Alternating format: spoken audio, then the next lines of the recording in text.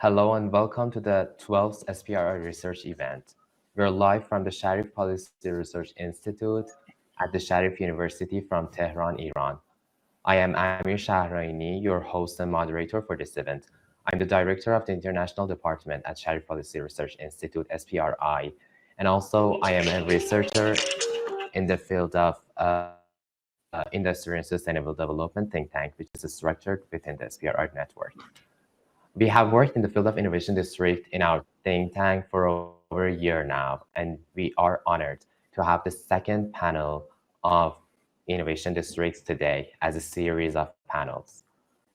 Also, I'm excited to tell you that we have a third panel in September. The announcement and further details for the next panel also will be available on our social media as soon as next week.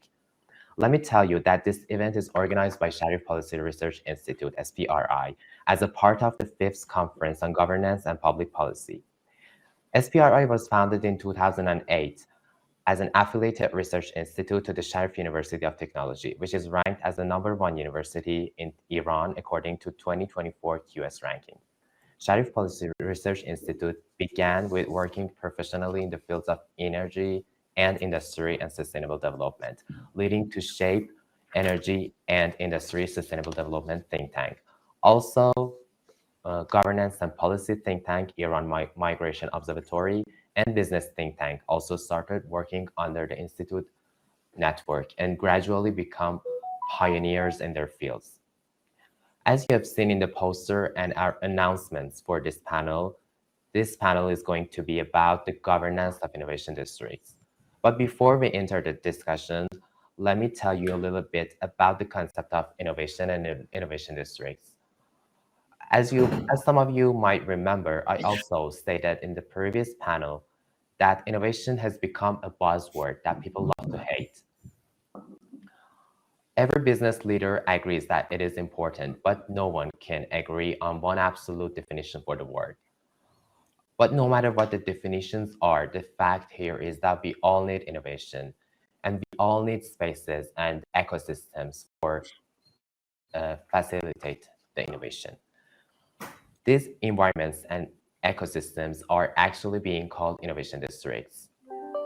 Innovation districts merge the innovation and employment of research-oriented encore institutions in a well-designed residential and commercial environment. Innovation districts facilitate the creation and commercialization of new ideas and support local economies by growing jobs in the area. On July 11th, our first panel on Innovation District was held. The title of panel was Rise of Innovation District in Developing Countries. Our discussions were mostly categorized into these three main topics: cutting-edge concepts of innovation district, successful cases to replicate, and experiences and practice-based lessons for developing countries, and innovation district as the engine of urban economic growth. But as mentioned earlier, today in this panel, we are going to talk about governance of innovation districts. We're going to talk about these four main topics in this panel. First, we are going to start by good governance of innovation district, where we will be explaining the key factors of an effective governance structure based on 2023 Julie Wagner research. And then we will be talking about the role of governments in advancing innovation districts. And after that, we will be discussing about economic, social, and political barricades in developing countries, with a special focus on Iran, India, and Colombia. And then we will be talking about bridging economic and social divides through investment in innovation districts. Let me tell you that if you had any questions during the sessions, feel free to write them down in the chat box. I'm going to read them all and select a few and pick them up at the end of the session in the Q&A part. But let me tell you that today we're honored to have 6 outstanding researchers and leaders in the field of innovation districts as our panelists: Ravi Shankar Saripal, Chinvio Kohli, Alireza Jafar, Tim Williams, Alejo Roldan Bernal, and Leontoniet Choa. I would like to welcome you all and thank you so much for being with us. Thank you very much. Salam. And You can see the geographic distribution of our brilliant panelists today. We got Leon from USA, Chimbi from Nigeria, Alejo from Colombia, and Ravi from India, and also Alireza from Iran.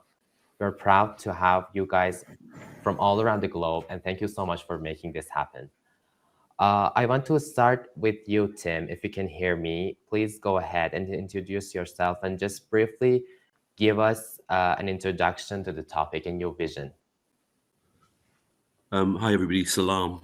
Thank you very much for inviting me. So I come to the discussion as someone who's thought about it academically, but has also been involved in creating a couple of innovation districts in Australia. And I think, so I'm going to talk to that experience, but also I helped introduce Julie Wagner and the Brookings Institute, which first evolved this term, I think, Innovation District, to Australia. So I've been looking at this and thinking about this for some time. Can I say a bit about my view of this? I was very interested in your point. Yes. Yeah, I was very interested in your point, Amir, about whether people are tired of the word innovation. Yeah. And I think we shouldn't be worried about these words. It's about how economic development is organized. Yeah. How economic development is organized. And I think what's interesting about the innovation district idea from the start is that it noticed, it saw that there was a geography, there was a kind of place-based element to economic development, and that actually it was getting stronger in the knowledge economy era, not weaker. That if you like agglomeration, anybody who knows any economics will tell you that, you know, the idea of agglomeration, of the concentration of economic activity, has been around for 150 years in classical economics. But over the last 40, 50 years, economics lost its sense of the geography of economic development. It became very abstract, very mathematical. So I think the innovation district thing is a rediscovery of the importance of place, of interaction, and of people coming together. I think the second thing is that it's also about how accidental that is and how intentional that is. That is to say that a lot of innovation districts just came together because there were clusters of economic activity that became something else. And I think that the innovation district idea is about looking at what made those accidents successful and then seeing if we can, with intent, deliberately create new precincts, new districts that have these same elements of success. So I think we shouldn't be worried by the innovation word. The innovation district idea is a very sensible idea. And I think the last point I make before we discuss broader, there will be differences of governance discussion around, I guess, developed and less developed economies and societies. I think that's a very important discussion. I would say this, though, that all the innovation districts that I've looked at have an important role for government, whether or not it's a developed economy or not. And in fact, there's a mythology around some of the areas that have done this, like in America, that you don't need a strong government to actually be involved in a public-private collaboration to do these things. That's wrong, I think, so that the role of government is pretty critical, even in the developed economies. And I suppose the last thing I would say before we go to a broader discussion is that governance of what? So there's kinds of like different kinds of governance, formal, informal, really the big differences. But then there are issues around whether there's a kind of leader within the governance structure that is a natural leader, like, as they say, an anchor institution, a big economic driver, hospital, a university. But I think the other thing is governance of what, by which I mean that if we think of this as what are the elements of success of an economic initiative, and let's call it innovation district, what are the elements of success? Once you work out what those are, you then work out how they can be brought together. So it's governing the elements of success that is the thing to think through. And the last thing is geography. Back to geography, is that some of the governance that sort of works okay, but doesn't work brilliantly, is that it's kind of governance of some parts of the agenda. It's like it's good to have this, the relationship between the various economic agents, but it still is useful to work out how can we get a governance arrangement with people who are managing the place, who are, if this place is too hostile because there's loads of cars all over the place, how can we change that? So I think there's a kind of governance of the economic project, but then there's governance of the relationship with the wider city to make sure that the place is attractive to investment and development. So I'll stop there, but this is going to be a brilliant discussion with great international experience. Thank you so much. Thank you so much, Tim. I want to go further with Leon. If you can hear me, could you please go ahead and introduce yourself and give us your vision on the topic? I am Lian. I am the policy lead and fellow at the Center for AI and Digital Policy, Washington, D.C. I am also the founder and global convener of the AMBIT. And the AMBIT is recently established in May of this year. It aims to converge majority world nations at the center of ethical AI governance. And relating and picking up from what Tim has mentioned, as for me, my insights that I will provide for this panel would be responding to the question, governance of what? And so for me, it would be the governance of AI. And very relevant topic these days, very cross-cutting. And so that's one part of my affiliation with Washington, D.C. And then the other aspect that I want to highlight also is where I wear my hat under the AMBIT. And the key term there is the majority world nations. So what we mean by majority world nations are three things. One, shared development goals. So pertaining to lean and least and middle income countries. So for instance, we point that how US will approach AI governance is a different talk from how Rwanda, Indonesia, Iran, or the Philippines will go about this. And the second element would be long history as colonies. So we would like to emphasize that with the advent of AI, there is an ocean of struggles for countries who are members of the majority world. And there are more former colonies and current colonies than concentrated power regions or precincts, if you might say. Yeah. And then the third element for the majority world nations is a concentration of marginalized populations and disenfranchised groups. So part of the marginalized groups are the women, the pride community, which should be represented especially in AI governance with related concerns such as algorithmic bias and reinforced discrimination. Part of the disenfranchised population as well are the people of diaspora. So we would like to consider that we could have just used the word the global north and the global south, right? The operational divide, but we would like to emphasize that there are global south citizens who are in the global north. For instance, refugees of war, it doesn't mean that they take refuge in Belgium because they are Belgium, they are global north citizens. No. And that will only escalate further with climate crisis. Same with the case for the Philippines, our overseas Filipino workers, which is a migration brought by labor and employment. So there's that. And so thank you. We would also like to see innovation districts as a pioneer for stakeholder assembly in the lens of AI governance. And I would end my sent. Thank you so much, Leon. We are actually going to talk about it in this panel, at the end of the panel, actually. I would like to welcome Chimbi. I think if you can hear us, go ahead, Chimbi, and introduce yourself, please. Can you hear us, Chimbi? Good morning. Good morning from Hello, Nigeria. welcome. Confirm if you can hear me. Yes, but your voice is a little bit low for me. Not sure. Okay. Is it better now? If you can increase your volume, it would be better. This seems to be the highest.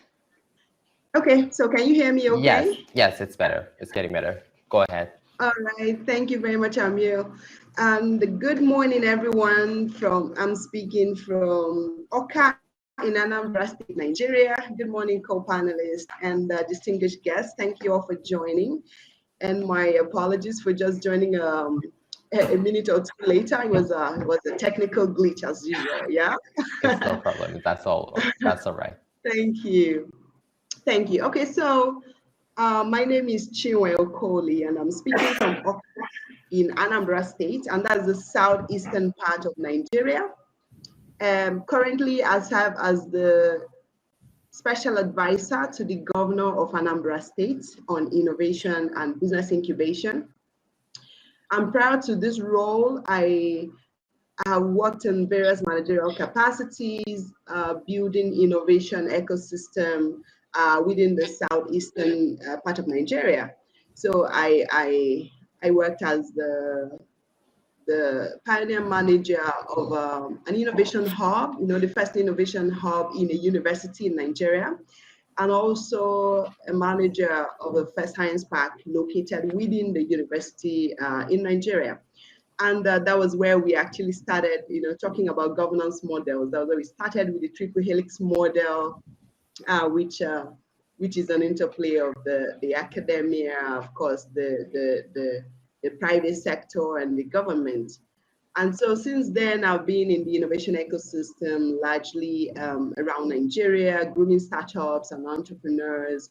And now I'm back to leading the ecosystem in Nigeria, in Anambra State. And this is the first time a government in Nigeria, I would say, is actually thinking about a district, the innovation district as we know it elsewhere. In this part of the world is pretty much, should I say, a new concept. What we have around, different hubs, largely by private sector in different parts of Nigeria. But for the first time, the government of Anambra State is really going beyond just having individual hubs who operate in silos to building a district, right? And so on the topic of today, I would say it's quite timely and important because we all know that innovation is here with us and it has become the future. Innovation leaders helping to unlock the potential of their cities, of their states, of their regions, or even country through innovation districts and designing the roadmap towards achieving whatever their goal is. So for us here, I would say this success of what we're going to do is largely dependent on borrowing a leaf from successful parks we see around the world, successful districts we see around the world, like the Silicon Valley, that has and it has the unique potential to spur productive, inclusive, and sustainable economic growth. And at this time where we are all recovering, post-COVID, the stagnated growth we've witnessed over the last few years, and in Nigeria particularly, where we witness very high unemployment rates, which is like over 43%, and even among the youth population is a lot more. So the importance right now cannot even be overemphasized. So we're looking at building strong foundations to create startups, expand existing firms, create jobs by helping companies and entrepreneurs to innovate and commercialize, help universities to commercialize the ideas. And of course, in addition to rising social inequality, the district generally offers prospects for expanding employment and educational opportunities, especially for those who feel that they are left behind. So this becomes an opportunity, I would call it a second chance, for them to upskill and even stand a chance of building great startups. So I look forward to the conversation. Thank you. Thank you so much, Chimbi. We will be talking about those mentioned bullets.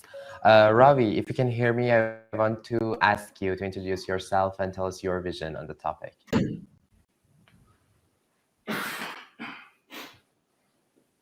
Can you hear us?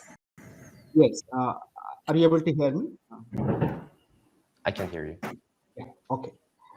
First of all, thank you so much for making this panel. I think this is the best panel I could see because we are representative from every part of the globe. Let me introduce myself. My name is Dr. Ravi Sarpalli. I'm the Director, Center for Innovation and Incubation, Gayatri Vijayaprasad College of Engineering. I'm also part of a local ecosystem of developing the local innovation ecosystem. We have our own AP Innovation Society. I come from a state called Andhra Pradesh in India. Mhm. So we have our own innovation ecosystem developed, and which is kind of nurturing at a state level. Also, the ambit of the place where I'm living in, Vishakhapatnam. So I'm also kind of enabler and mentor in this particular region. Apart from that, I'm also running in a small movement called Inspire to Innovate Storytelling Movement. Idea is to inspire a youth through storytelling so that they would actually become innovator in one fine day. That is the kind of mission. So every week, almost we are touching 30,000 to 40,000 youth through these epistolary format stories, so that they actually enable their innovation skills, and through the process, I think one fine day they become innovative. That is the kind of motive we are working on. So prior to this, I was working with Wipro Technologies. That is one of the IT companies based out of India, and globally also it is one of the recognized IT company. There is a connection with this company as well. When I was working with this company in late 90s, so this company was located in a one district called Electronic City District, Innovation District. That is the time I think it just started. We were the kind of first few employees, because this was one of the anchor companies kind of grooming this particular location.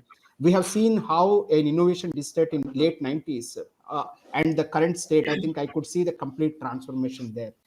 Coming to the topic of discussion today, the governance and all that, let me give a little background so that the context where I'm coming from and the proposal which I'm placing in this particular esteemed panel, probably I think we can discuss in further. The context is, if you look at that dating system, right? We have AD and BC, before Christ and after death, and so on, right? That was a general calendar period. But today, as Leon has rightly pointed out, we have a separate calendar in terms of technology revolution. We have a pre-AI contest and post-AI contest. That is how the world is going to be divided into. All the definitions, whatever we are discussing today, the pre-AI contest and the post-AI contest will be completely different. If you see from a evolution of these districts or cities, whatever we are talking, from the industrial districts to the high-tech industrial districts of late 20th century and so on. Later, now we are talking about innovation districts. But the proposal which I'm making to this panel, as well as to my government and so on, is the innovation district definition in the post-AI contest should become human-centered innovation districts. That should be the futuristic. Design thinking based innovation districts are going to be the futuristic districts. That's what is the proposal is all about. So that when we are talking about this, the definition of the original AI, like a work, play, live together, shop, and all that together, right? In the post AI contest, what I am proposing is again work, live, play, shop together in human-centered way. That is how the design thinking certification has to be done in every part of the game, whether it is a product or a price or a process. Everything should be completely design thinking. In other words, again, I think we are going to discuss in your panel and so on. We talked about economic assets, we talked about networking assets, and we are talking about physical assets and so on. What I am suggesting is we should have a fourth element in a developing nations contest, that is a cultural assets. When these four are getting integrated, the convergence is going to be called as a human-centered experiential innovation. That is going to be the future. So we need to discuss on that particular conjunction rather than just three aspects of the earlier contest. That is how the things are going to be changing. Why I'm saying this, why I'm again emphasizing, because the cultural assets are going to completely change the way we develop the product or develop the service or develop the structure, whatever, because they bring the kind of valuation in terms, they bring the inspiration they bring some kind of user centeredness, they bring a lot of localization, they create a value addition from the local angle. The branding, the messaging, the marketing, or whatever the emotions or the kind of cultural experience all together would change the way we discuss the district itself, the way we actually develop the process itself. In sum up, since we are confining our discussion to the governance pyramid, what my proposal is, earlier we were talking about the bottom layer is more of a place, policy, and product and so on, right? The bottom layer should be the two aspects. One is the culture, the second one is design thinking. When this is the philosophy, the middle layer is going to be place, policy, product, and process, etc. The top layer, I think we can define our unique specializations, the local advantage, local regional advantage, all that would actually come into the top layer. If this is the kind of governance structure, these are the kind of levers or the drivers of the governance, probably I think we would actually call it as a more sustainable urbanization. That is where I think we'll end up into. That is my proposal today. Thank you so I'm much. going to discuss more on that. Thank you so much, Ravi. You mentioned some good points. You're adding another asset to those three existing assets, which you call it cultural asset. We can discuss it more about this issue. But before that, I want to go to Alejo. Could you please go ahead and introduce yourself, please? Of course, thank you very much for having me here. I'm Alejandro, actually.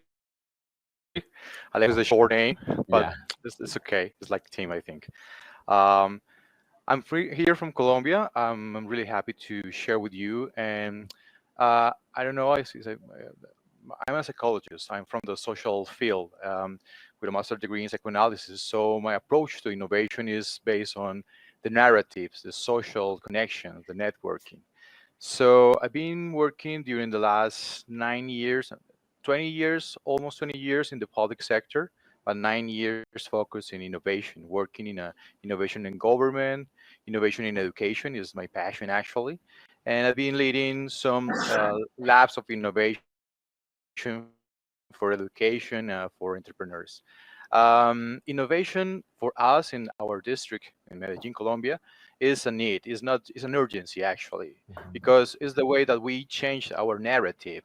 Because last 30 years we have been, facing a lot of struggles with violence, with narco traffics, with other kind of things.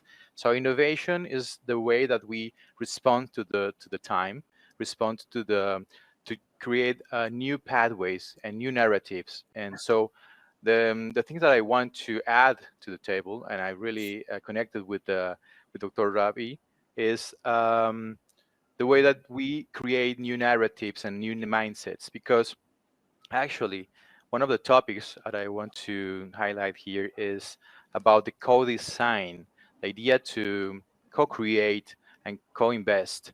The idea to collaborate is a great idea, obviously, in the same, but it's not an easy thing, because when you have the third helix together, and private sector and academic sector, you are facing a lot of different languages. So you must dig deeper in this connection. So of course, the district is a place, district, and Ruth Corporation, the place I worked, is a center, is a building, it is full of spaces and creating a lot of activities. But if you don't have a real connections and you don't understand the differentiation between the languages, you have a real problem. So, and also one thing that I want to add to the table is also the emotions when you live innovation, when you are doing something different. Uh, could be kind of a disruptive, it's a disruptive process. So you need to lead fears, frustrations, and negative emotions sometimes. So this kind of things that I would love to add, and later maybe share with you all some of the examples that we did in the time. Ruta Corporation is a place, it's a public institution, public organization, uh, and through 13 years have been changing this narrative, creating new ways to understand ourselves through innovation. So when we believe in innovation, we don't talk about just technical things. We are thinking about the human relationship. So this is part of the narrative that we share with you, and I hope to have time to share some of the examples that we are doing here in Medellin, Colombia.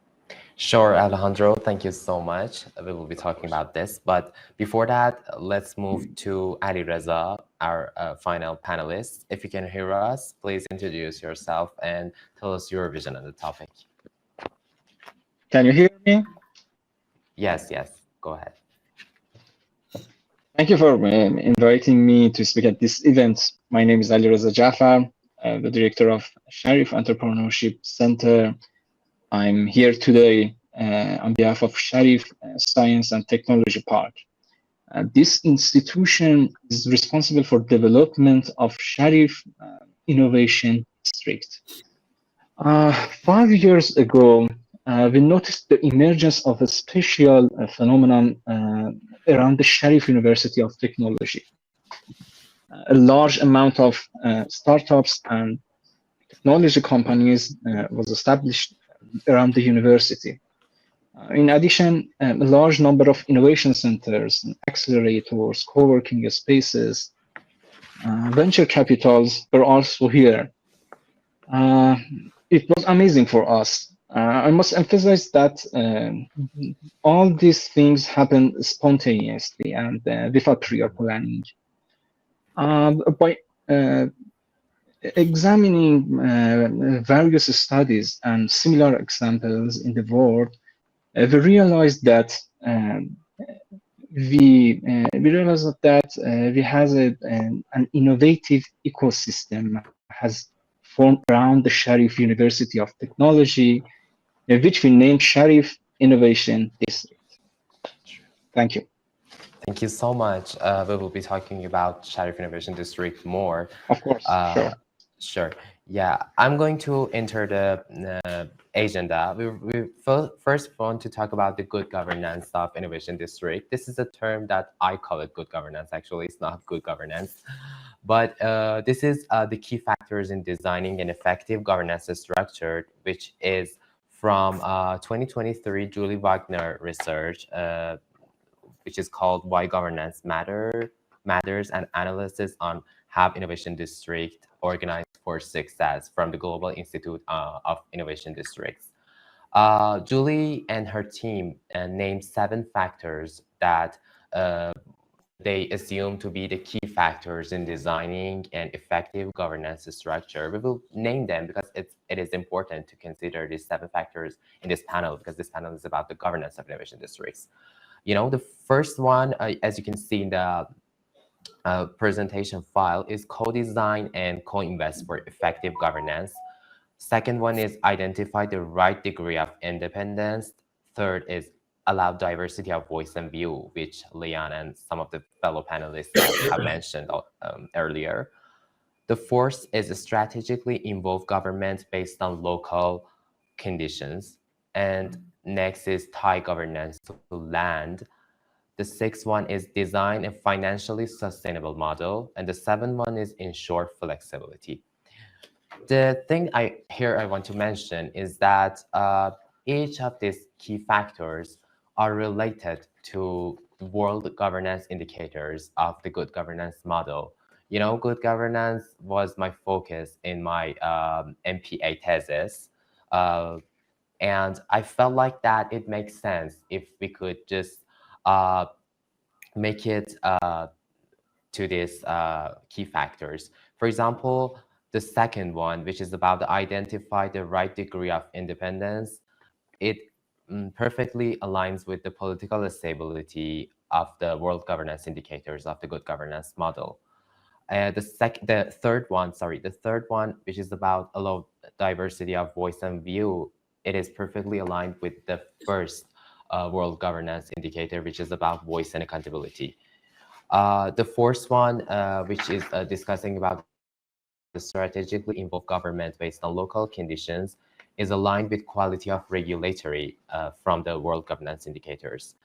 The 5 is aligns with the rule of law from the governance indicators, and the sixth one which is about designing a financially sustainable model aligns with control of corruption in the world governance indicators.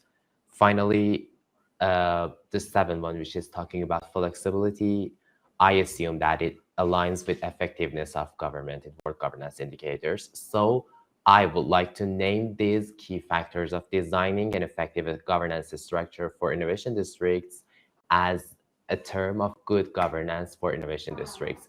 I really would like to ask you guys if you have any comments on these factors, on the existing factors, seven key factors. Please give me those comments. And if you can add some more factors to them, please help me to make the list longer. I want to go to you, Tim. Tell me your comments about this Julie Wagner research, and if you can just add some more factors to the list, please go ahead. Well, I was going to say we need fewer rather than seven, and I'm not convinced that the seven really nail exactly. There's kind of a slight padding feel. I have to say that I love Julie Wagner and all her works, but I wasn't sure that she'd nailed it. For me, I'll explain what I mean. So it comes back to governance of what. You need to start with accidental coming together has created what. We heard from our friend from Sharif that the university being in a place had created some effect. So for me, it starts with is that not good enough? So it has to start with a critique of what else can come from a more organized intervention. So I do think the first thing is a critique of the accidentals not good enough. So what is missing? And I go back to my earlier point. I think we need to be clearer about. So you need if you are going to deliberately design something because there's a gap. So this is like a gap analysis, right? So what's missing? Oh, well, okay. We need to bring people together more effectively. We need to provide more opportunities for them to interact. We need to bring new sectors together so that you've got an analysis of what the gap is. What is missing is, I think it's implicit, is what is the agency? What is the capacity? Is there a team? I almost feel as though the simple idea of a team is missing from the list of governance success factors. I.e., it's implicit, but I think it's about saying that you need to create. You've got your individual organizations, but there needs to be a force or a team or a capacity that brings them together. So that's one. And secondly, there are, as I was saying earlier on, factors outside the economic activity, like the place, like how do we engage with various government agencies. So for me, the primary discussion is around the gap analysis leading to what is the team required. Sure. I think that the last thing I would say about all of this, because I don't disagree with any of the factors, but for me, it's what team do you need? What skills do they need? What agency do they need? And is it that this is like the city government, for example, in some cities is all powerful, but the city government in some places is very weak. So, for example, in Sydney, where we've got weak city government and very strong state government, we've got a very strong private sector. But what we found was the private sector was refusing to collaborate because they had IP that they wished to protect. So we needed a capacity outside the private sector to bring them together, to share and to do things that they couldn't do separately. So for me, there's a kind of primary condition, which is what's the team required? You can call it governance. What's the capacity and skills required to bring these people together so that, in a sense, you end up with that strange Orwell maths of 2 + 2 = 5, right? So that the point of this exercise is that if you did nothing, you get 4. If you bring it all together, you get 5. So I'm not going to add any more to the list of 7, but I think for me that's the focus of the discussion. Last thing is about the government. We need to dispose of some of the myths.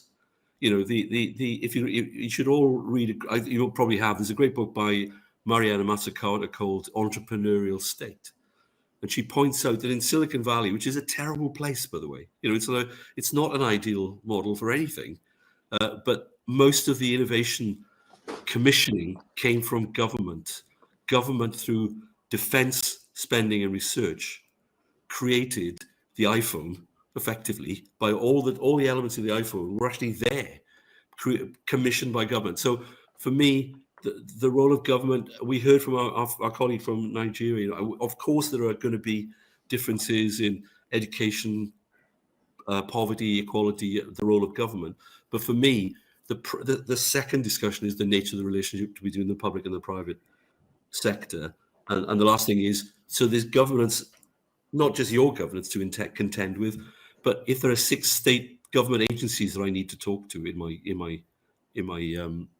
my innovation district team, how do I bring all the bits of government together to unify around a common strategy for the precinct? That's for me the core activity.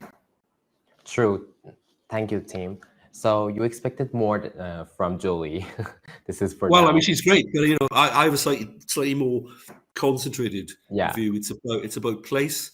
It's about bringing the elements together and the team that you need. Yeah, Governance you mentioned the key factor that you called it setting up a team is necessary before considering those Yeah, factors. and that can grow, but you've got to start with 5 people. Yeah. So a team of governance. Thank you so much. Leon, what do you think about those factors? And can you do you consider any more factors to add?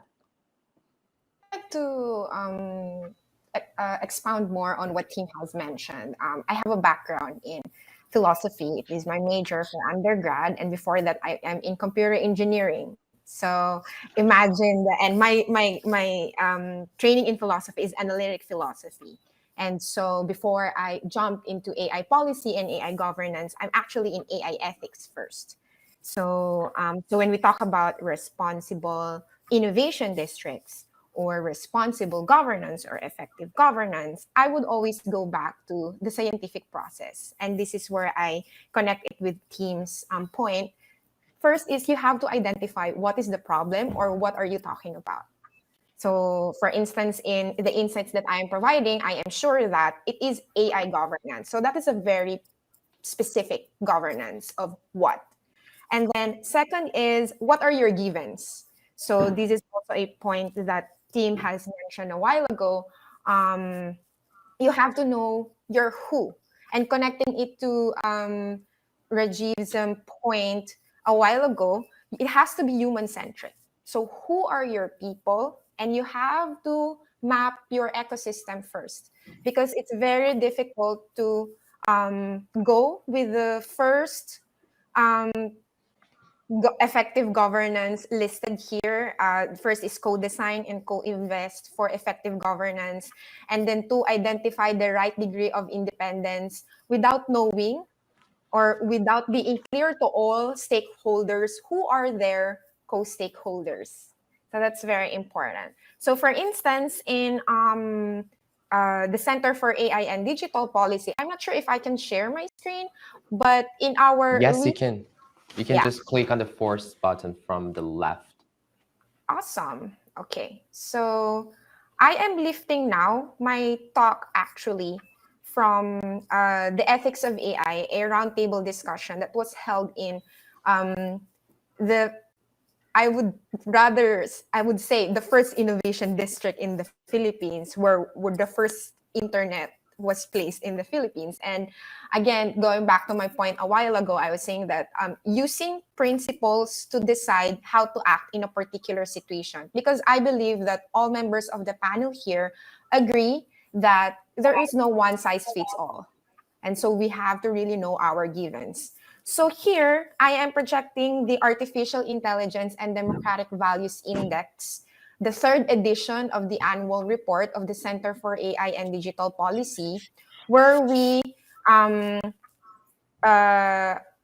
did narrative reports of 75 countries and global frameworks on AI policy. And so here, for example, I have my context. I can just say, okay, I'm picking Philippines. That's a particular context, because you cannot account culture when you do not have the context. And then there we go. We've seen that, for instance, in the case of the Philippines, the evaluation score is 7.5 out of 12. Now, going back to the metrics, right? So this is the country distribution by tier. How we were able to arrive with this is that, and this is the Asia Pacific country distribution by tier. How we were able to arrive with this is our 12 objective metrics for how we measure democratic values alignment. And you see, we started with the principles, the fundamental ones, the OECD AI principles, and then the human rights, because you have to have your rubrics.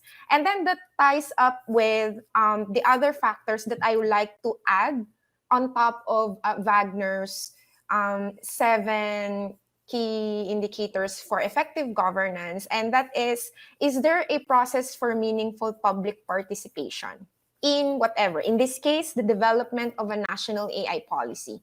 Because if there is no established process for this stakeholder assembly, then that collapses the whole governance consolidation, the whole governance idea. And next are the materials about the country's policies and practices readily available to the public, because it's very difficult when one sector has this confidential consolidation and then the governments are, for instance, very elite in terms of discussions that is public and private in nature and needed to be discussed. So in that sense, the other stakeholder members would be having a challenge as to how they can input their voices, their views in a particular aspect of governance. And with that, if there are any questions about the rubrics, feel free to reach out to me, but I'd like to end my sent on that. Thank you so much, Leon. So you mentioned really fruitful insights. I really appreciate it. But innovation districts are local innovation geographies that leverage unique assets to drive new levels of economic and innovative growth. On the ground practice demonstrates that government contributes to the success of fast-growing innovation districts by convening and catalyzing these districts. The most optimal set of conditions to advance a district is when a collective of local stakeholders conceive a vision that powerfully aligns with government ambitions through policy, regulatory tools, and government powers. As Tim and Leon mentioned, that we need a team. We need to identify those stakeholders. But I want to go to Chimbi, since you are the special advisor to the governor of Anambra State on innovation and business incubation. What do you think what has the government of Anambra State has done so far to support the innovation ecosystem there? Thank you very much, Amir. Confirm you can still hear me? Yeah. Go ahead. Okay, so just for context, Anambra State is one of the 36 states in Nigeria. Is in the southeastern part of Nigeria. It has a population of about 10 million people, and most of them are below 40 years old. And like I stated during my opening remark, in this part of the world, innovation is still a new concept, largely new concept. Not like people don't know it, but a larger percentage of the population are still grappling with, understanding what it is and how they can come in, how they can key into this, and how it will actually impact their lives. So before the creation of the Solution Innovation District in Anambra State, we had just a few centers scattered around the state, and most of them offered, basically some basic ICT training, like a computer appreciation, and very few offered some courses or training sessions in software development. So these were, there was essentially very little presence of a full-scale innovation hub in this part of Nigeria. a full-scale innovation hub that will offer services like business incubation, business acceleration, co-working space, and all of that, just to give you a context to what it is and what we are working to change. So, and Anambra people, the people of this state, are quite entrepreneurial in nature. So they do businesses a lot. We have a lot of entrepreneurs from this side from a young age, and many of them are quite successful, in various sectors. So now the governor of Anambra State, upon assumption of his office last year, March 2022, saw the need to create an ecosystem that first will support the entrepreneurial efforts of Anambra people. Then the potential impact of technological innovation, what it could have on their businesses in helping them scale, leverage tools to scale and reach new markets. Then, of course, the overarching need for intentional human capital development. So as to empower the over 50% of the people of Anambra who are mostly young people, to explore their talents, to unleash their ingenuity, to become economic drivers while serving the rest of the world. So the government started working towards, a grand vision of the governor, which is to build a more prosperous and livable smart mega city that will be known to be the digital and creative capital of Nigeria, our driving force. And so the Solution Innovation District was born. And the idea, first of all, is, before you talk about a successful innovation district, you can't talk about that when you don't have people that have the skills. Tim mentioned skills when you're talking about governance of an innovation district. But here, we're talking about skills, not just for governance, but skills to even serve the ecosystem, right? Skills that would help to transform the research to commercializable ideas, skills that can transform the inventions, skills that could build startups. So what did we do? We started with first, we noticed a few things to actually get to where we want to be, to build here to become that innovation district, that would stand at par with the very successful ones in the world. We did he would say gap analysis, or maybe analysis of the ecosystem. Where are we? Where are we today? Just so we know where we want to get to, right? And what we want to do. So we then found out that first, the skills gap is huge, first of all. And so quality of computer science education, it's not as it should be. It can be better, right? Then we saw a huge digital divide. There are a lot of young people right here who can actually become the economic drivers when empowered, but many of them don't even have basic devices. They don't even have access to internet. There was a study that showed that internet penetration in Nigeria stands at about 42%.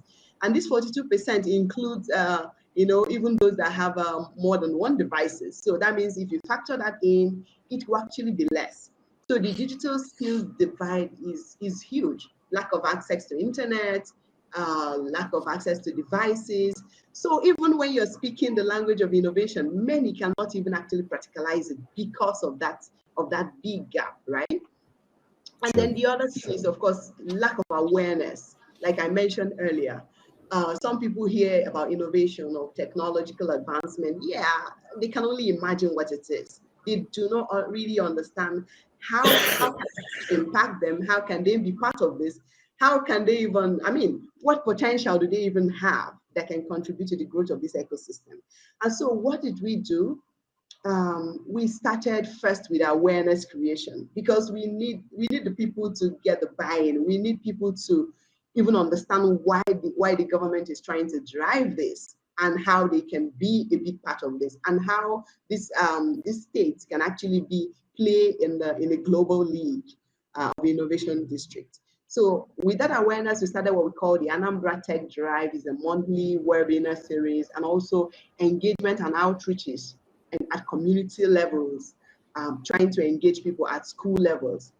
So that's one. Then the second one was recognizing that there's a huge digital divide.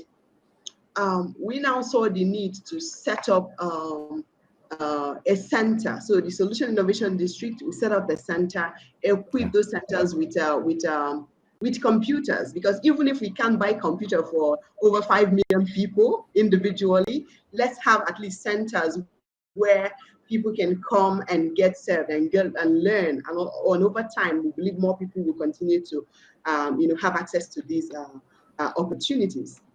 So we have a center now where people can come in and get trained on different skills, where they can come in and work, the co-working spaces and all of that. So the state started at the Solution Innovation District by setting up that particular center.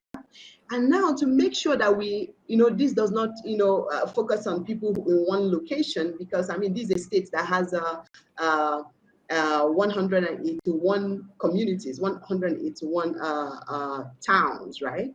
So we are trying to democratize access. How are we democratizing access? By making sure that, that's where private sector comes in, by engaging with the private sector, making them see the need to, invest in this, the long-term impact in the to the community, the long-term impact to the society, to the economy, to the businesses, to the universities.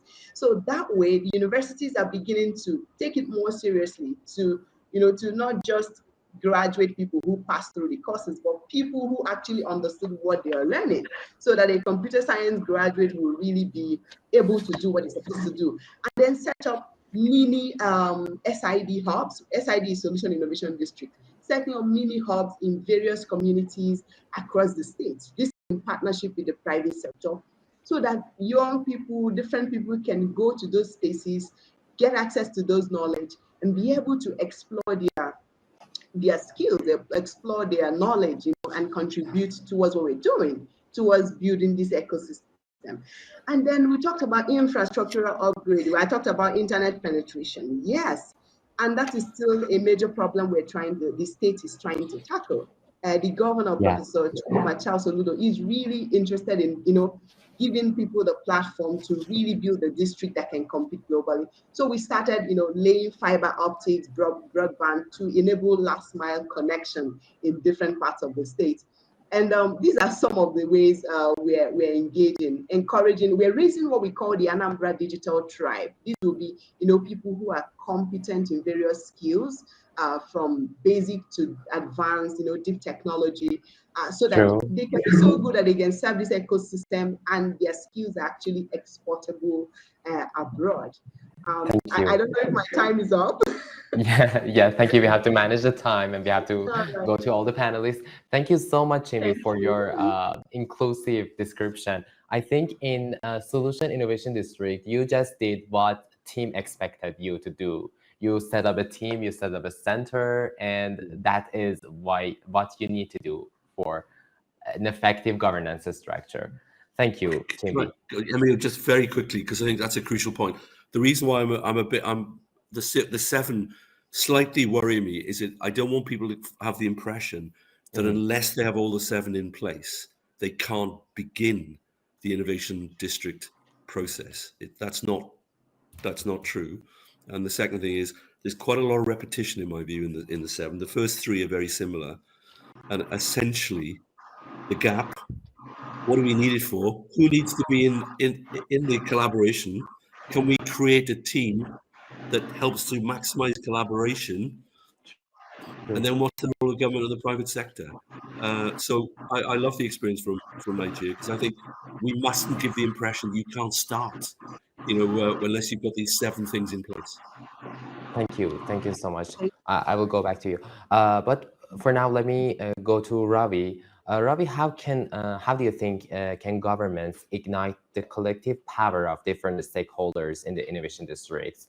Because it seems to be quite important by playing the convener role, as Julie Wagner said in one of her papers. And the next question is, how is the power get balanced between different levels of government? We got local government, we got state government.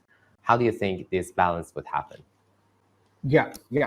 It's a very important question in the context of developing nations, right? I think, I'm coming from India background. So let me put the Indian context so that you understand how the whole process has been steered here in India.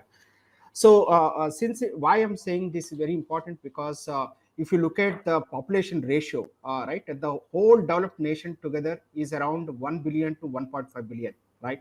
If you look at the whole developing nations populations together is around 6.5 to probably I think 6.7 or something. So roughly is around 1:7 ratio, right? So any decision we take on this particular contest, we need to see the balancing act, and we also need to understand that overall process perspective, right? So now with this background, let me give a little history of what exactly happened in Indian contest, how this whole progression taken place, so how it got impacted. So in 1991 in India, that time that government has opened the economic liberalization and new economic policy and so on. So it actually attracted a lot of FDI, it attracted the trade and export liberalization and so on. And the license RAS was completely deregulated, and a lot of privatization taken place. So that helped India to attract a lot of outsourcing in software industry, especially in high-tech industry and so on. So that is a time government opened two concepts. One is software technology parks of India. We call it as a STPI. And the second one is special economic zones. They are actually almost closer to the innovation district concept, except the people won't live in that particular zone. People won't do shopping. People won't do entertain and all that. Only from a company perspective, exchange of the work, exchange of the ideas, exchange of the whole streaming would happen. Even till today, if you see the numbers wise, the STPI numbers are almost 50 plus across India. There are around 400 plus special economic zones created, and it has created a huge revolution in the aspect of what we are talking in the right. So of course, they are not into the high-end products and high-end IP-linked products. Probably they are mostly low-hanging fruits like services and regular products and so on. That is fine. In 2011 to 20, India declared Innovation Decade. That is a time the concept of innovation actually seeded in every aspect of the life, be it in education, be it in a company, or be it in a governance, or be it in a cities, or that is sometime it actually embedded. The current government in the last two terms taken this entire philosophy into the new heights altogether. So they have actually created a lot of schemes which are actually helping us to get a yield or get multiple advantages. Some of the schemes which I would share it so that you understand the concept where they are driving. So they started a startup mission India, right? So a lot of tax benefits for the startups, a lot of IP linked facilitation, all that was taking place. Government started Atal Tinkering Labs right from the school onwards. Innovation center should be there in every school. That is the mission they started. Government also started Atal incubation centers. All the universities, all the institutions should actually have a incubation center mandatory. Otherwise, you would not get a grant. That is the next drive they made it. Then government started a competition among all the cities. They identified 100 smart cities and they created a huge competition. They gave a grants and they asked a citizen-centric competition, this one. So there are a lot of ranking has been taking place. So some improvement happened on the smart cities side. We would not call it as innovation district, but we call it more of a smart city kind of thing. Then research funding to the institutions, to the certain institution, then make in India concept. So this is first time because a lot of reliance, a lot of dependence on China and other countries to import manufacturing stuff. So they said, I think let's have our own manufacturing. We call it as a make in India. That is the move happening in the last 4-5 years now. A lot of Center for Excellences and MSME ministry has been created. MSME means micro, small, medium enterprises. And they created a cluster so that some exchange happens within the cluster itself.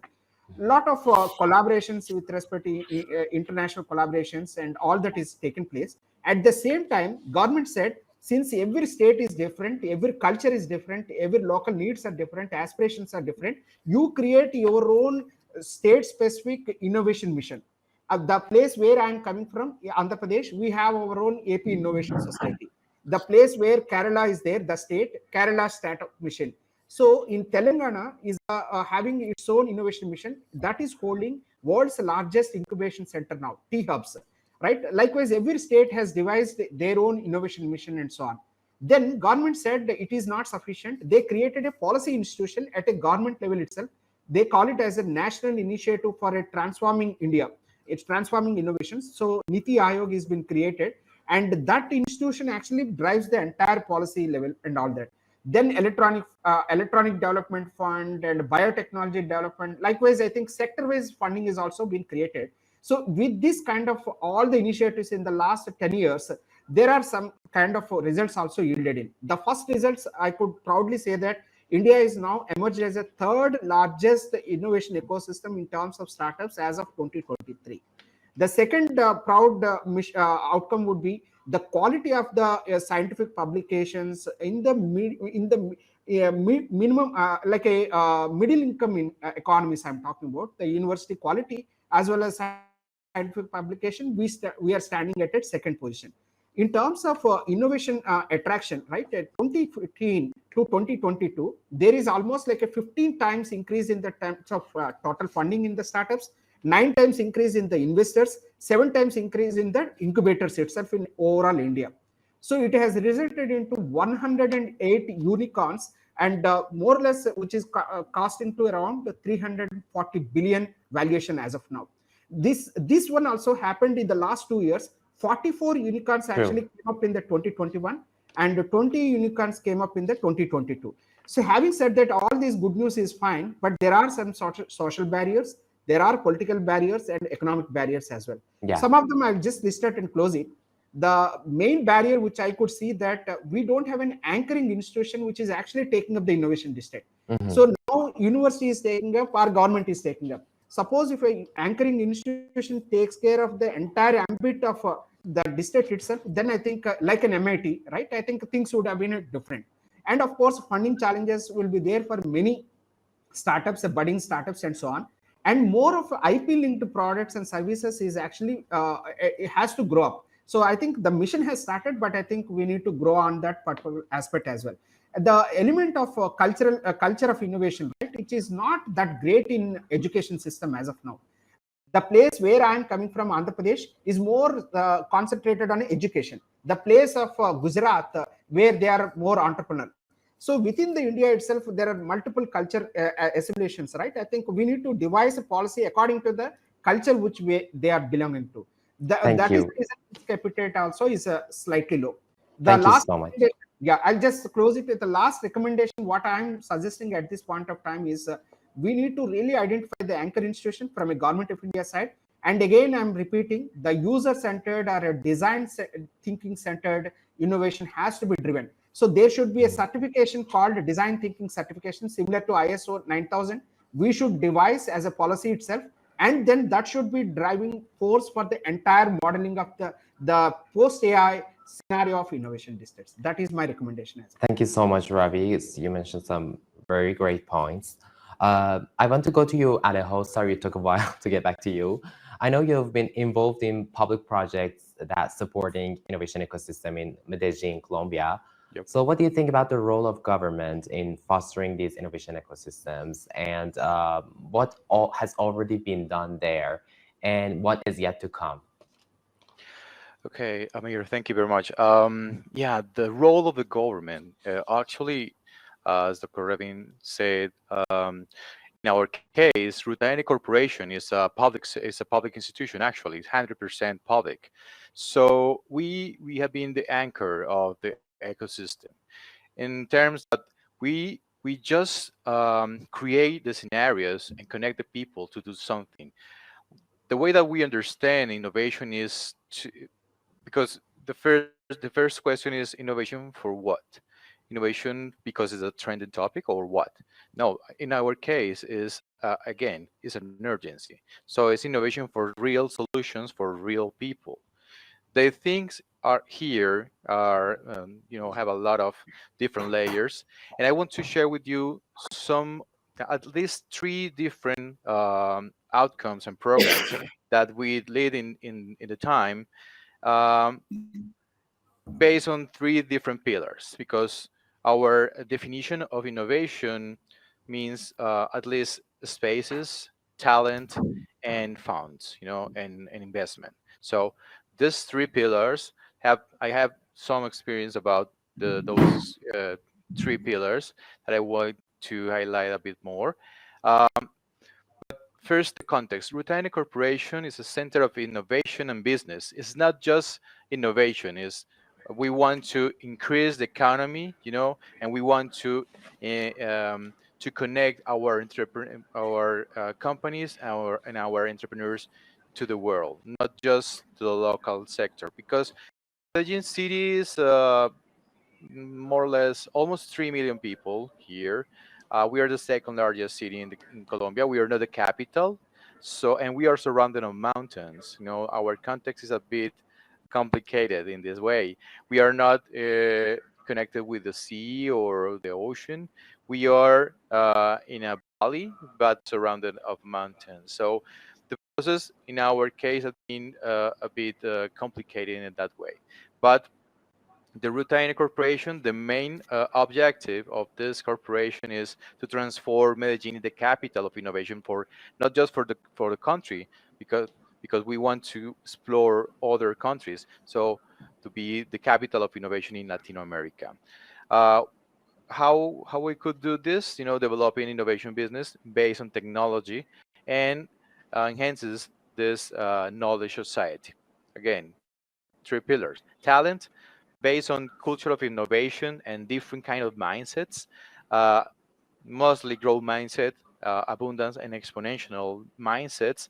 Um, in my case, and this is part of my story inside of Rutaine, because I've been working with a lot of different professionals with different backgrounds, but the story is based on education. So the talent and the experience that I will share with you is part of my story there. A space of innovation. We have labs, we have R&D centers, co-working spaces, accelerators, incubators around the city. But the building of this corporation, I don't know if I can, yeah, I can share the screen a bit to just to share with you Sure. one of some pictures of Rutaine, because this is a place, and we have a building to share with different companies. We have been hosting there more than 400 companies, most of them based on technologies, and we are leading the center of Bali. So this is the way that we understood that we must spread innovation into the districts, not Mhm. just a building. We have a beautiful building, but in this purple venues that you can see here we have 9 different spots, in the city, with different kind of things has been part of our narrative and the way that we understand. So, and funds for innovation is the third pillar. We have been creating a network of investor, VC, venture capital, family offices, and angels investors working with us, and strengthening our companies and our entrepreneurial spirit. So in talent, we did during 3 years this program, Horizons program, because we believe in to create an open view, again, the new narrative for our students. So that was a STEM program for more than 15,000 students, more than 150 private and public schools around the city. And we did this with the idea to strengthen, as our colleague from Nigeria, strengthen the STEM skills and create new mindsets, but also working in active learning activities as project-based learning, other things, but connecting with their needs. So we put on their hands technology, obviously, different mindsets and active learning processes, but connected with their real situation. So that was a robust program with robotics, with coding, with IoT, with nanotechnology, even with biotechnology. We work with them in different solutions for their districts. So Thank you so much. that was the first. Let me finish because I know I have a short time here, but Okay. because I want to highlight something important in this kind of programs inside of the schools. Because as I mentioned first, in our neighborhoods and districts, the violence role model of a hitman or for these gangs is often glorified, and that's is a Mhm. real problem for us. So we took a different role model and we connect researchers everywhere, Colombian researchers in different universities in the world, connected through video calls with the students, and we create during those 3 years the biggest nerd community in the city, because we understood that we must give them to the inquisitive students to a place to talk, a place Mhm. to think differently. Yeah. The second example is uh, N Passport. N Passport was a great program focused on internationalization of local companies. We had different goals, but first one was the awarenesses. How we could be aware about the global competition, the opportunities in other places. Then we give them more. We work with more than 100 companies, local companies. We give them strategies for internationalization. Then we design with them a trade agenda with a sponsors plan, and we have been working with them during those I don't know 10 years, I think, in this program at that moment. Thank you so much, Alejandro. I will go back to you later. Of course. But let's talk about those economic, social, and political challenges and barricades in, especially in developing countries. We got Iran, India, and Colombia, because these countries seems to be those the developing countries that we are aiming to talk about. I want to go to you, Ali Reza. I want to ask you about the case of Iran, and you can just illustrate the case of Sharif Innovation District and whatever. Since Iran is a highly sanctioned country in the world, so what do you think are those challenges, both economic, political, and social, but mostly those investment challenges in the country, especially when it comes to finding investment in those projects? Yes, it's true. When we pay attention to the various internal and external reports, we can get better results. I mean that reports like Global Innovation Index, Global Entrepreneurship Monitor, Doing Business, Global Entrepreneurship Index. In my opinion, most of challenges are related to regulation in Iran.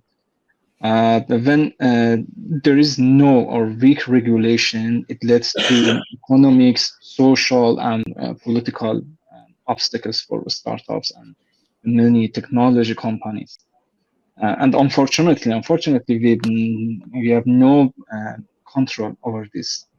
But among these challenges, there are also many opportunities that I decided to talk about briefly. One of them is cheap labor force in Iran, similar to what happens in countries like China. Or the next is undiscovered market opportunities in Iran. There are many business opportunities in Iran that no one paid attention to, such as opportunities in health industry or tourism or ICT industry. In general, the process of identifying and exploiting of entrepreneurial opportunities occurs faster in Iran. Uh, the, mm, the, I think that The last one is the opportunities to develop new technologies in Iran.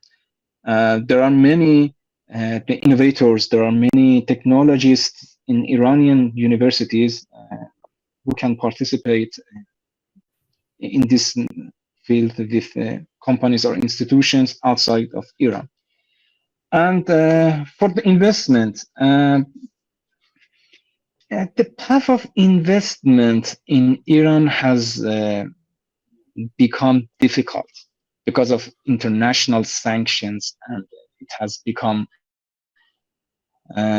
almost impossible to attract financial capital from outside Iran. If I want to tell about a solution for this problem, I have to tell about the experience to countries like Turkey and Dubai. If I think that if the investors of the country of these countries want to invest in the technology companies, Iranian technology companies, they will jointly try to register a company with a new brand in their country so that it doesn't face legal challenges. Currently, this solution has become successful in the countries around the area. Thank you so much, Alireza. Ravi, I want to go to you. Since you're located in India, I think it would make sense if I ask you about those social challenges in the country. Those social challenges in the path of shaping and developing an innovation district in India. To be clear, let's talk about the society. I mean, does the society simply accept the new concept of innovation geography? I mean, the concept of innovation district. And is there any cognitive barricades or cognitive errors in people's minds? And if there are any, then how we could face those barricades as policymakers? Yeah. Yeah, as you rightly told, it's again divided in India right now. So the urban India definitely accepts, and as you see that a lot of these unicorns coming from the urban cities, and they are kind of epicenters for the high tech industry as of now. In terms of education, the high tech education penetration to the rural side, the computer science education especially. So there is a massive movement happening in the colleges and schools and so on. The thanks to the kind of ICT revolution taking place and the mobile penetration in the rural side. So the digital penetration, digital inclusion is taking place, right? But however, still there is a small gap of the digital inclusion, especially the older generation versus the youth and so on. Even there is a mobile penetration, so the usage of digital for the social good, for the social impact, right? So that part I think we have to focus on. That is point number one. The point number two is, as I told earlier, the culture of innovation still in a very infancy stage. Because of that, the risk appetite in certain states of India is still low. They more prefer for a job than an entrepreneurial journey, right? I think that mindset has to be slightly changed. Now, the thanks to the kind of OTTs coming up in India right now, so a lot of these startup business pitches, right, they are telecasted on the TV itself, the television itself. Because of that, the rural youth and the uncharted route, I think they are also coming forward, and again, they are also building their case and so on. So that is some extent happening, but is a lot to be done.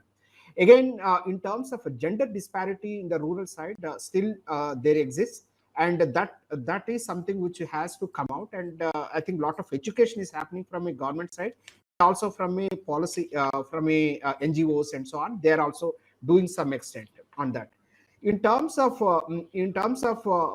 states, certain states having a political instability and so on, I think they continue to exist because we are in a federal and local environment, right? I think there would be always a kind of a policy difference or differences, all that would exist for sure. So all the time, I think certain states would align to the central policy, certain states would actually take back and all that. Because of that, there would be kind of glitches in the policy implementation in terms of innovation drive and so on. Of course, India is still a largely dependent on agriculture. Agriculture again depending on the monsoons and so on, and the national calamities and so on. So that actually kinds of becomes that makes the process become more of a some kind of a what do you say is like a irregular in nature, right? I think sporadic in nature, so we cannot really predict on that perspective. The last one is again the manufacturing culture is not that heavy. Probably I think now the make in India concept and all that they are bringing in, so probably I think some extent it takes some time. So if that is also kind of taken place, then a lot of work would be actually kind of given to the rural side and so on. So the urban divide and rural divide is there. The rural is picking up, urban is accepting the model very quickly, and they are showing the results as well. Thank you so much, Ravi. Since we got 10 minutes left to the end of this panel, let's move on to the final agenda, which is about bridging economic and social divides through investment in innovation districts. I want to go back to you, Tim. I want to ask you simply, just how can innovation district address social inequalities and promote inclusivity within the urban development, as you have mentioned at the beginning of the panel? You're concerned about these issues. So how do you think innovation districts can and it's interesting. It's interesting. There's not just a difference between the developed world. There's actually a difference within the developed world. So, for example, if you were doing an innovation district in London, the politics would make it essential that you had inclusive innovation, that you would look at programs to involve local communities in the opportunities. You'd look at involving schools and training. That would be the political mandate that you'd have to follow in London. In Sydney, there's much less of that. It would be wrong to lump all the kind of, the North together and the South together. There are real differences of political emphasis. So I think that's one. The second thing is we've got lots to learn from some of the, I think, by the way, if nothing comes out of tonight, it would be great if you pick one good idea from each of us, because I think that's been a really, really rich conversation. And so, for example, the Indian approach is brilliant in my view in terms of a national program to actually incite, get excited about innovation, and it plays down into the various states. So I think involving disadvantaged communities probably starts with a national sort of commitment to involve as many people as possible. And I think if I were Iranian, I'd be very interested in that whole sort of driving some of this stuff up here. I think the second thing is, it comes back to the government thing, because for me, and your innovation precinct can be very introspective. A lot of them have got a red line around them and don't talk to anybody outside that at all. They're not made to. So I think you should start off with the ambition of having this engagement with the surrounding communities, with the intention over time of making more opportunities kind of happen, local schools, local training, small businesses. So I think you need to start with the intention of doing that. I think the last thing, I return to my thing. I love the conversations tonight, because everybody's not just at different stages. They've got great things to offer that are different. But for me, the theme would be, don't let the best be the enemy of the good, i.e. the 7 points we've got from Julia are great, but you can survive on 3 of them. And I think the second thing is the role of governments. Often too much of the innovation district discussion is an American discussion, right? Yeah. And the American discussion does not front what the real role of government has been. It's not as because positive. the role of government is different in developing It's different, countries. but even in America, the reality is the government paid for Silicon Valley, right? So what I'm saying is that I think that one should have a very creative and positive role for government, both central and local. They shouldn't dominate, they should work with. But I think they can start the ball rolling, and then over time, you get more local private sector involvement being kind of incentivized. But I think the last thing about inclusion is you've got to start with the intention of involving communities that are not in the red line. Thank you, Tim. Let me go to Leon. Leon, since you're working in the fields of digital policy frameworks and AI policies, please tell me, are there any specific policy frameworks that can guide innovation district investments to ensure equitable outcomes for all community members? In terms of specifically AI policy, because the scope of digital policy in itself is very huge. In the scope of AI policy, I would refer to the UNESCO Ethics of AI recommendation as the most inclusive. Why? Because it is in CAIDP, in our second edition of our index report, the AIDV, we tag the UNESCO recommendation on ethics of AI as the single most profound development in AI policy. And then 2 years later, 2023 become the year of AI policy, right? Now, what made UNESCO Ethics of AI stand out is that it is the first global framework that considered the global south, or the majority world nations, or what our other panelists would refer to as these and middle income countries or developing nations. So there, and that is very important because if we want diversity and inclusion, you have to consider the people who have, for instance, do not even have an access to internet, or even do not have access to electricity, because there are communities that with that kind of condition. So we have to make sure that no one is left behind. And so that particular context of the global south is very important. So yeah, I would suggest that in terms of inclusivity, yes, whether that being responsible governance of AI, or all points relating to the investments and knowledge, talent, and awareness initiatives on governance in this matter, AI. So yeah. Thank you so much, Leon. And as our final speaker, Chimbi, I want you to please, if you can help us, please provide some examples of successful projects where investment in innovation district has led to tangible improvements in the case of local economies or social cohesion, especially in your case. Thank you very much. Like I stated earlier, first, this has been a very enriching conversation. I've been taking copious notes, making sure not to miss anything from your brilliant, the work you're doing in your various countries. Kudos to all of you. So, Amir, from Nigeria, there are many success stories out of the innovation ecosystem from different parts of Nigeria. And just like Tim alluded, was it Tim or Alejandro talked about the funds, right? Access to funds. That has been a major problem, or a major, should I say, cog in the wheel when it comes to startup development and maybe commercializing innovation and all of that around here. And the other part is it has been government regulation.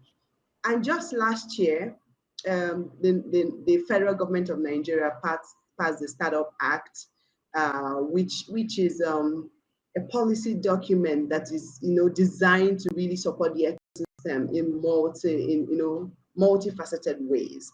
And so with that, we just look forward to really more success stories out of the different parts of Nigeria. Like I said earlier, Anambra State, where I am, is new in the ecosystem, but really trying to play it big.